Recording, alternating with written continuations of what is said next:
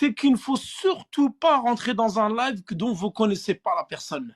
Que ce soit un live, ou que ce soit sur les réseaux sociaux, ou que ce soit sur YouTube, ou n'importe quel autre support, avant même de commencer à écouter qui que ce soit, demandez-lui son cursus. Comment vous pouvez confier votre religion demain, billah alaykoum, je vous donne un exemple que j'ai déjà cité dans un live.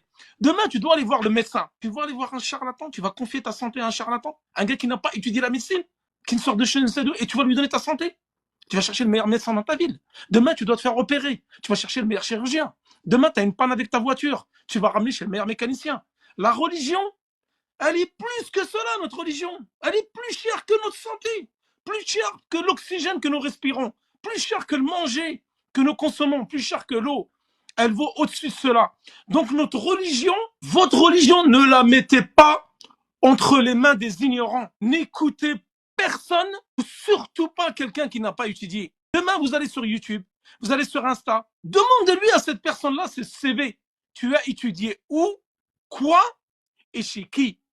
C'est les 3 questions qui doivent être posées à toute personne qui parle sur l'islam. Vous voyez, il y a des gens, ils enseignent des livres, ils ne sont jamais sortis de France. Si vous avez l'arabe, moi je vous conseille de revenir aux savants, aux grands savants de la sunna.